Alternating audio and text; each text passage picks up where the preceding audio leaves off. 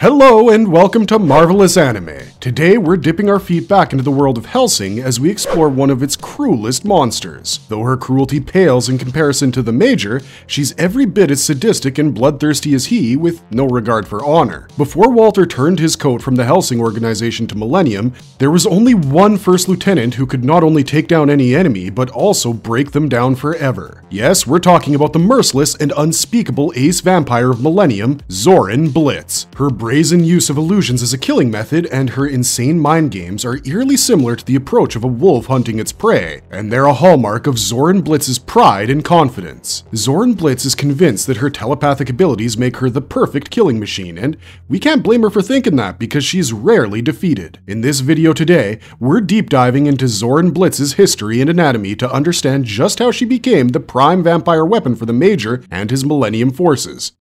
Who is Zorin Blitz? How did she get involved in the events of Hellsing Ultimate? There's an old saying that goes, "Hell hath no fury like a woman scorned." But what do you get when the woman in this story was not provoked, but just made to believe that her country was a living hell that needed a strong race to improve? As Millennium's history goes back to Nazi Germany, so does the history of Zorin Blitz. She embodies all the bigotry of her Nazi upbringing, and there's only one slight difference between her and the Major. The Major is on a mission to watch the world burn in an eternal war just for the sake of his personal pleasure. It's for his own twisted enjoyment. Zorin Blitz's sadistic enjoyment comes close, but she isn't obsessed with an eternal world war. She's just obsessed with eliminating the weak, and that's her personal vendetta. Anyone working under her is basically dirt. Anyone who doesn't enjoy winning in a blood-soaked mania is weak, and the weak don't have a place in Zorin Blitz's world. She's a warmonger for simply killing and not for the idea of just dying for a glorious war or even an eternal war. Zorin Blitz is in for this madcap eternal killing spree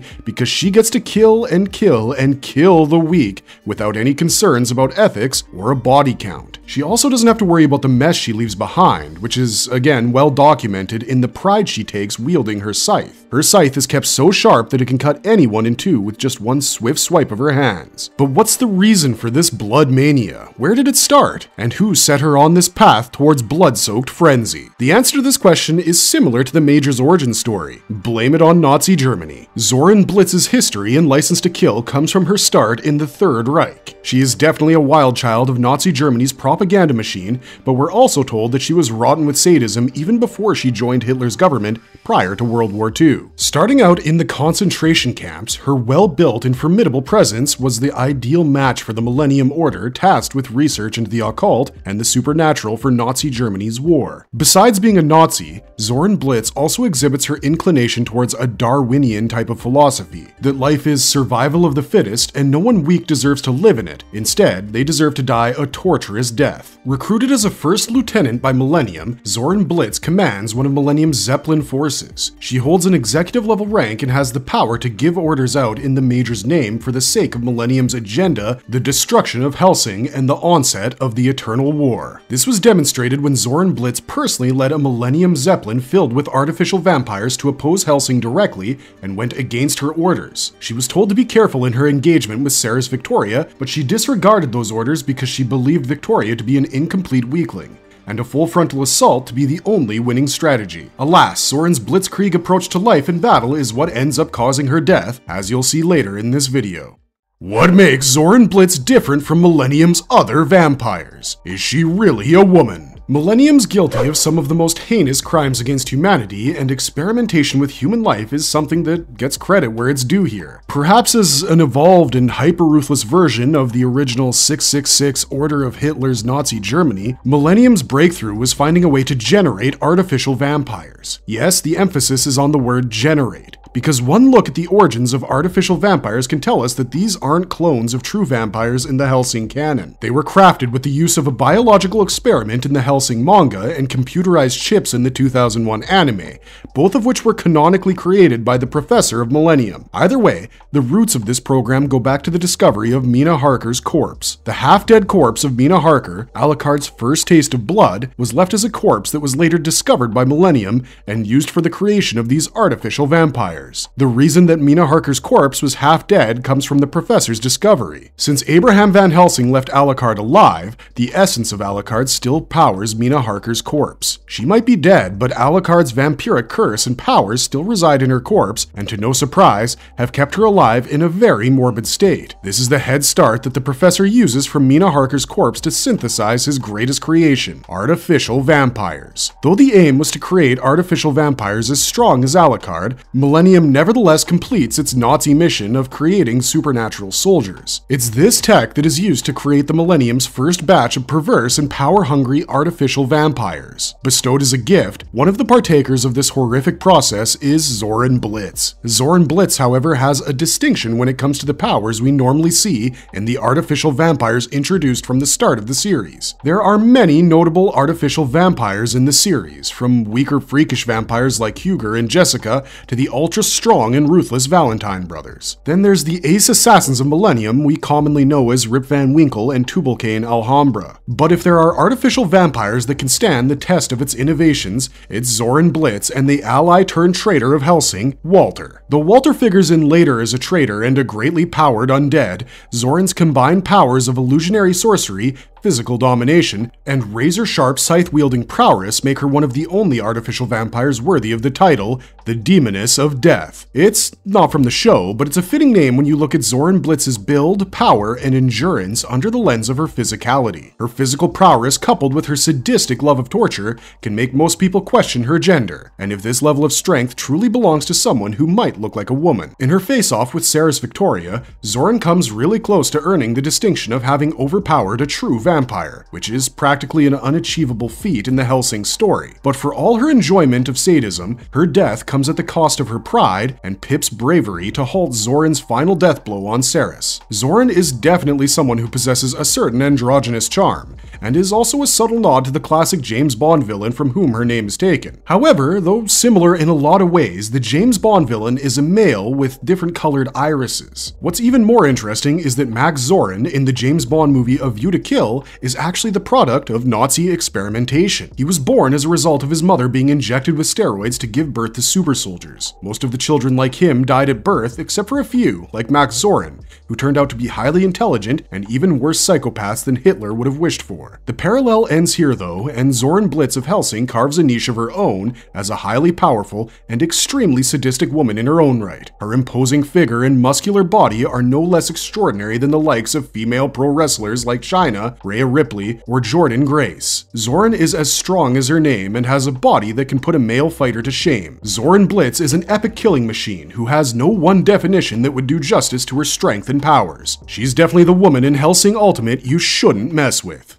Can Zorin Blitz increase her powers by drinking blood? What happens when she bites people? Now that we've discussed the imposing power of Zorin Blitz, it's important to ask the second question about her strength. Can Zorin imitate Alucard and drink the blood of a human to increase her strength? The answer to this question comes from understanding how drinking blood as a vampire works. Alucard is the first of the first vampires. He underwent a self-transformation in his origins to choose the life of a vampire and become immortal, but the price for this choice was a drink of blood. This drinking of blood works on two fronts for Alucard, as the blood strengthens him and can also give him familiars. He can also create another true vampire like Ceres Victoria. Unlike Alucard, Zorin Blitz can't benefit from the curse of being a true vampire. That's because she's nothing close to a true vampire like Alucard. The process of how blood works for a true vampire and an artificial vampire like Zorin is completely different. This is because the source of power that a true vampire like Alucard draws upon is different than that of Zorin and her artificial vampire peers from Millennium. Millennium has engineered their vampires from humans with the use of the freak chips and/or an extensive experimental and bioengineering routine. Unlike the anatomy of a true vampire like Alucard, artificial vampires like Zorin are just bootleg parodies. As discussed before,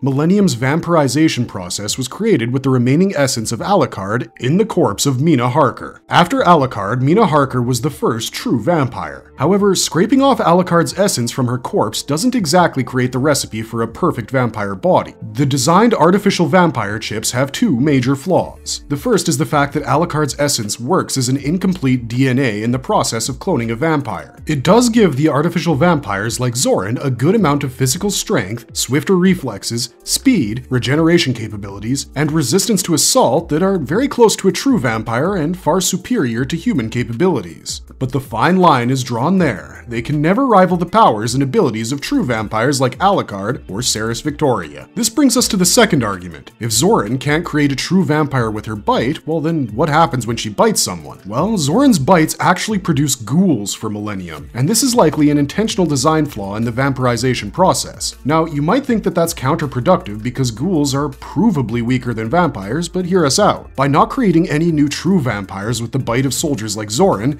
Millennium achieves its goals on two fronts. They eliminate the possibility of creating new and equally strong true vampires that might possibly oppose them and even become Alucard and Hellsing organization's allies, and secondly, creating mindless ghouls who only know how to attack actually lines up with their supreme goal, eternal war. A city overrun by mindless ghouls out to kill everyone on the street leads to chaos that can only increase exponentially and start the Millennium's eternal war. Here's how the idea of the eternal war becomes too literal and finally achievable. The world the Major has envisioned looks pretty similar to this, a world overrun by ghouls hunting every human to no end. That's achievable if Hellsing and Alucard are extinct. This brings us to how this intentional design flaw works against the favor of Zorin. Zorin can bite humans and any opponent she wants with all her might, but she can never take their strength in the same way Alucard does. She can only make ghouls. The blood of her victims is completely useless to her when it comes to adding to her strengths or giving her a new familiar or even the memories of her victims. All in all, Zorin's vampiric abilities are more of a means to an end for the Major, just like the other artificial vampires in his ranks. Zorin can only bite and create ghouls and help the Major have an army of ghouls that will never need any weapons to keep the eternal war going. And when Zorin dies, the ghouls created by her bites will continue to endure, unlike a ghoul created by a true vampire. A true vampire's death means it's also the death of its ghouls, but Zorin's death leaves her ghouls unaffected. This ensures that the ghoul's mindless killing spree never stops. By drinking blood, Zorin has nothing to gain except an army of poisonous ghouls who will keep infecting humans to create yet more ghouls.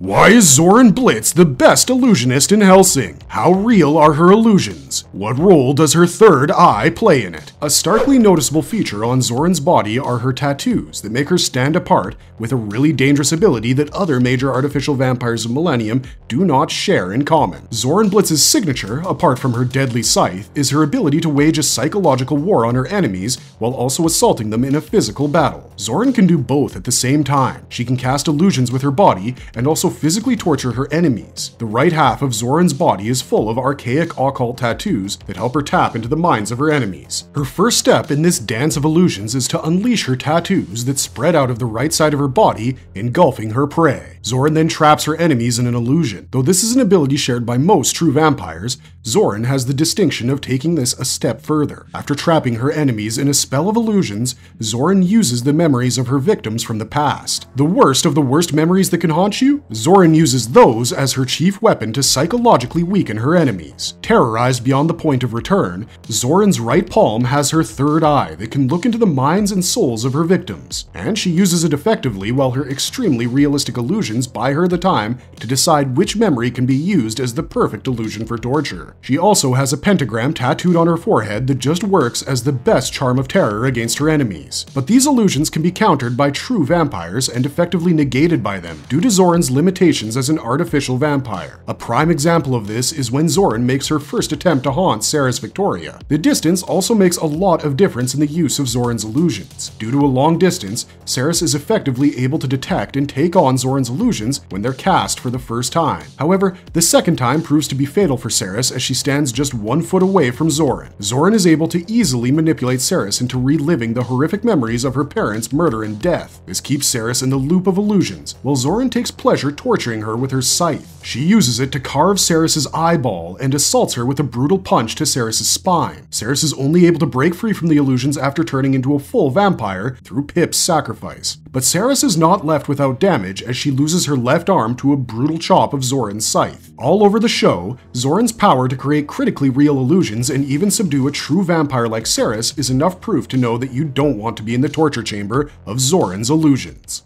Is she Millennium's strongest vampire? Can she defeat Alucard in a one-on-one battle? The title of Millennium's strongest vampire is always disputed throughout Hellsing. Every Millennium vampire is always like this one-step upgrade to how monstrously strong they can get. With an imposing physical presence that can terrify someone all by itself, Zorin's illusion tactics and proficiency with the scythe makes her as hauntingly dangerous as the Grim Reaper. Zorin's intimidation factor gets worse when her third eye opens in her right hand's palm. As a physically superior form, Zorin is already a near impossible task for mortals or any other artificial vampire of her own kind. Couple her with illusions and sorcery, and Zorin uses her imposing personality to torture the souls of both mortal soldiers and true vampires like Cerys Victoria. She can actually cast her own image taller than the Hellsing Manor while using her illusion tactic. If it wasn't for Pip, it'd be a sure thing that Cerys Victoria would still be falling to her death under Zorin's mind torture. While torturing Cerys, Zorin inflicts a level of physical pain that is just not quantifiable. And needless to say, it's on a level of sadism that would send a chill down the spine of hardened serial killers. While torturing Cerys with the memories of her parents' death, Zorin uses her sheer brute strength to chop off Cerys Victoria's arm, scrape her eyes with her scythe,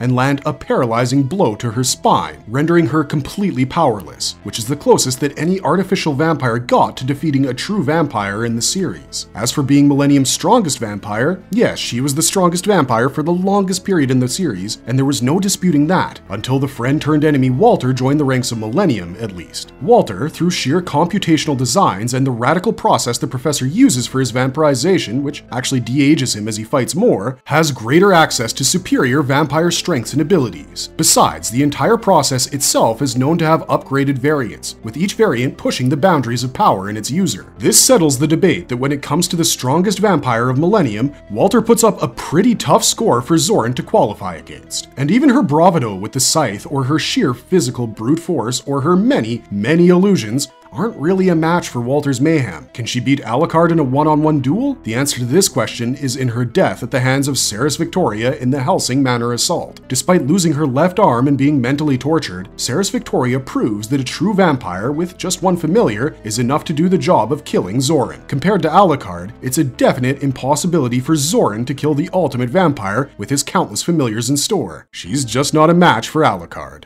Do her tattoos mean anything? Kota Hirano aces the whole conspiracy theory game in the supernatural world with Easter eggs. The series is peppered with references to the original Dracula novel by Bram Stoker, characters modified to suit modern-day sensibilities, Alucard's name being an anagram for Dracula, and the infamous worldwide suspicion that the Nazis are living in South America. Zorin's tattoos also play a similar role, but unlike the facts mentioned before, her tattoos don't have an inherent meaning that bears any significance to her storyline or the franchises.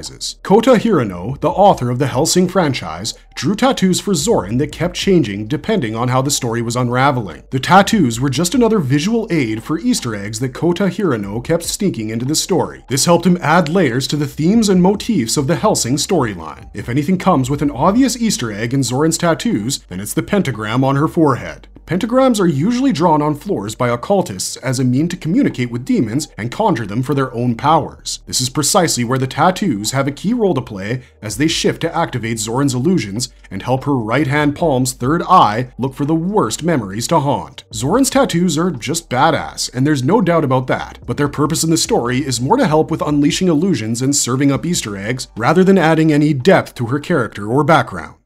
Marvelous verdict! Zorin Blitz is our Demoness of Death or the Demoness of Terror. Both titles work in her favor because she never delivers death before terrifying her victims, and that makes her the second most terrifying and ruthless villain of Hellsing, with a brutally strong body to complement her bloodthirst. The marvelous verdict is, Zorin Blitz is the stuff of nightmares made perfect, and she has a woman's strength that is virtually unmatched in the supernatural genre. Stay out of her sight until the next marvelous anime video drops.